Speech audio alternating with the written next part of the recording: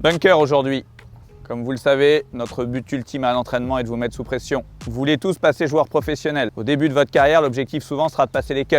Et très rapidement, on espère que ça sera de gagner des tournois. Donc là, cette situation va révéler le fait de réussir à passer le cut, gagner le tournoi ou ne pas passer le cut.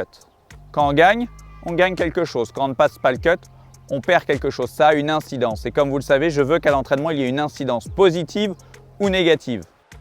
Donc je vous explique le principe. Bunker, où vous viendrez faire glisser la balle, exactement comme si elle arrivait sur le parcours. Si vous vous mettez dans un rayon de 3 pieds, vous viendrez récupérer une boîte de 2 Pro V1.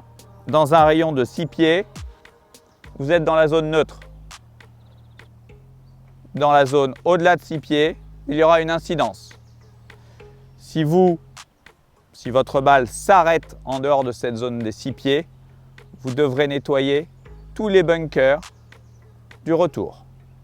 Bien évidemment, pas avec la petite machine qui nettoie, au râteau. Si vous rentrez la balle, le premier qui rentrera la balle pourra récupérer les 2 douzaines de Pro V1 qui sont à votre disposition.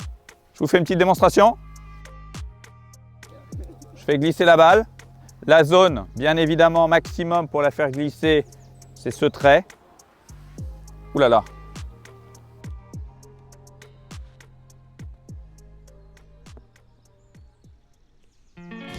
On commence par Pierre Pinault.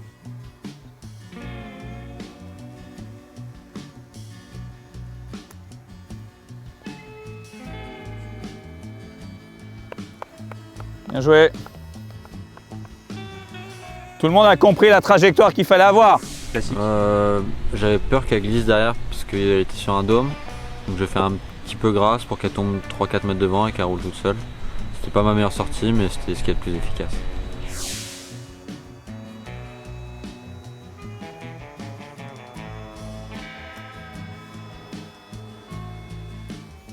Trois pieds.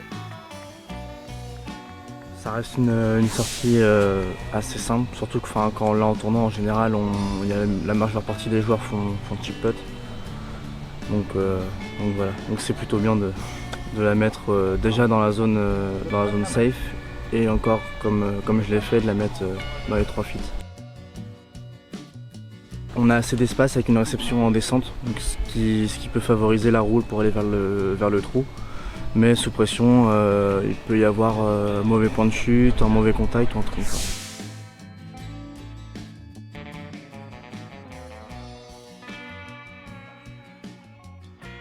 Ah, il a joué courte. Elle était bien jouée, il a juste manqué 1 mètre, 1 mètre 50 pour qu'elle tombe sur la partie plate. Ce drapeau est un drapeau extrêmement dur, je le dis maintenant, mais vous le savez, parce qu'il est en montée et en descente derrière. Donc le point de chute a beaucoup d'importance, même en latéral. Ah, elle est bonne celle-là. Ah, elle est bonne, elle est bonne, elle est bonne, elle est bonne. Ah!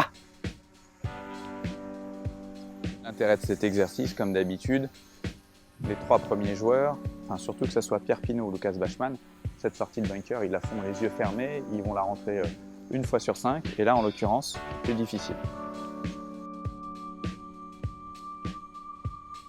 Bien joué. Ah! Ouh! On the edge. Ok. Non, les bunkers ça me pose pas trop de problèmes.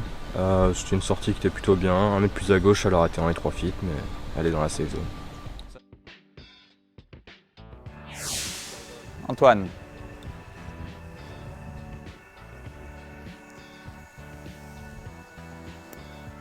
Top.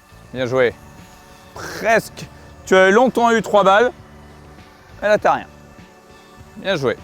Et c'est plutôt un coup que j'aime bien sur le parcours. Après, là, on a une lèvre, donc il faut la monter assez vite et la faire freiner assez vite. Moi, elle est sortie un tout petit peu forte, mais plutôt bien touchée, donc elle a réussi à s'arrêter dans la descente derrière. J'ai eu un peu de réussite, mais surtout le point de chute, il faut faire attention. Et donc un peu dans la descente, elle a fait rouler gentiment au trou et la zone safe. Et si elle est dans les 3 feet, bah, c'est parfait.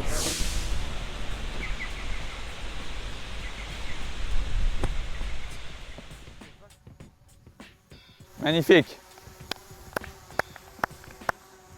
Ce type de sortie, c'est celle que j'aime le moins. pour rapport au contact et le point de chute est assez difficile. C'est important de voir aussi comment la balle réagit sur le coup des autres.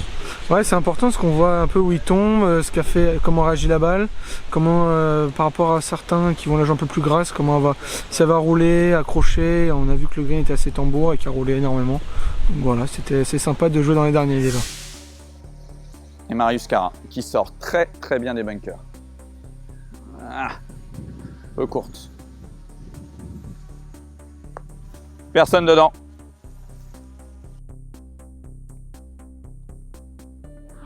C'est un coup que j'affectionne particulièrement, oui. Après, c'est une sortie très courte, donc le point de chute très court, le dosage, le point de chute est difficile à gérer puisqu'il est très proche de nous. C'est une sortie assez compliquée quand même et quand on est sous pression, rien n'est facile on va dire. Je pensais qu'elle allait rouler un peu plus, elle s'est freinée un peu vite. Donc tant pis, je suis dans la zone safe mais j'ai pas réussi à choper les 3 feet. Sortie de bunker, basique. 3 mètres, allez, depuis la balle jusqu'à l'entrée du green, 5-6 mètres, 10 mètres de green, rien de plus simple. La seule difficulté sur cette sortie de bunker là, le green est un peu ferme et le trou est sur un dôme, donc elle peut s'arrêter avant ou glisser derrière, mais néanmoins c'est très simple. Et la seule chose que je peux vous garantir, c'est que s'ils sont à l'entraînement, ils vont rentrer dans le trou 1 balle sur 10. Sauf que là, dans une situation de stress, à la fois pour pas aller ratisser des bunkers et surtout passer sur internet, sur les réseaux sociaux, devant vous, devant leur famille, leurs amis.